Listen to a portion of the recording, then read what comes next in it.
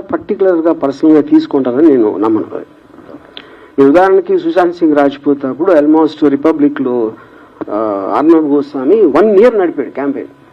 తర్వాత ఒక్కరోజు సడన్గా ఆపేశారు. అది దానికి ఏం సొల్యూషన్ రాలేదు, ఏమీ రాలేదు. అప్పుడు ఆ అమ్మాయి పేరు మర్చిపోయాను నేను, heroine Sushant Singh girlfriend ఇప్పుడు తన మీద కంటిన్యూస్గా తనే చేసింది అని జైలుకి ఇంకా అరెస్ట్ చేయలేదని నడిపారు కదా. అర్నబ్ గోస్వామికి ఆ అమ్మాయికి ఇంకా ఎప్పుడు కలిసి కూడా ఉండరు నాకు తెలిసి 100%. ఏదో ఆ టైంలో అనిపిస్తుంది మీడియాకి, అంటే ఒక వేవ్ లాగా వచ్చి వెళ్ళిపోతుంది. ఎవరు కూడా ఎవరిని పర్టికులర్గా పర్సిక్యూట్ చేస్తారని నేను అనుకోను. ఒకటి, సోషల్ మీడియాని ఎవరు కంట్రోల్ చేయలేరు అన్నారు, బట్ వ్యక్తిగత క్రమశిక్షణ ఎవరికి వాళ్ళు మెయింటైన్ చేస్తే ఏ గోళ ఉండదు కదా. బట్ ఎంటర్టైన్మెంట్ వేలో మీరు ఏది పెడితే అది పెడితే ఇబ్బందులు వస్తాయి అని చెప్పి మీరు నమ్ముతారా? అసలు ఇప్పుడు ఇది ఎలా ఉంటుందంటే, పొద్దున్న లేచి బాగా చదువుకుని మంచి పనులు చేసుకుని మంచి పెళ్లి చేసుకుని పిల్లలు కానీ అని చెప్పినట్టు ఉంది. ఎవరికి వాళ్ళు క్రమశిక్షణ అంటే వాళ్ళకి లేదు. లేనప్పుడు ఏం చేస్తారు కదా ప్రాబ్లం. ఇక్కడ ఉన్నోళ్ళు ఏంటి మనకేం అవసరం. ఇన్ కేస్ రాజీవి అరెస్ట్ అయ్యి జైల్లో ఉంటే జైల్లో ఎలా టైం స్పెండ్ చేస్తారు?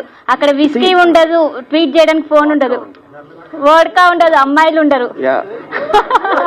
First of all it's good question. The point is మనకి సారీ ఎవ్రీథింగ్ మనకు కావాల్సింది ఉండాలని జీవితంలో ఎప్పుడు జరగదు. నాకు అంబానీ అంత డబ్బు ఉందా? లేదు. నాకు ఎవరో అలాంటి కారు ఉందా? లేదు. నాకు మహా అందగత్తెలైన అమ్మాయిలు ఒక భార్య ఉందా? లేదు. అప్పుడు మనకు ఉన్న దాంతో మనం సరిపెట్టుకుంటాం ఎప్పుడైనా. అందులో సడన్గా ఒకవేళ కోవిడ్ వస్తుంది, దానికి సరిపెట్టుకోవాలి. ఇంకోటి ఏదో వస్తుంది, దానికి సరిపెట్టుకోవాలి. అలాగే అప్పుడు ఈ కేసు అన్న ఏదన్నా నాకు అలాంటి పరిస్థితి వస్తే నేను ఎప్పుడు అడాప్ట్ అవుతాను. నా లైఫ్లో నాకున్న నేచరు అడాప్ట్ అవుతాను. అప్పుడు నేను అక్కడ క్రిమినల్స్తో కలిసి నెక్స్ట్ 1 year సంబంధించి 4-5 కథలు రెడీ చేసుకుని వస్తాను. సార్, ఇప్పుడు ఏ సంఘటన జరిగినా సరే దాని మీద ఒక సినిమా తీసేస్తారు.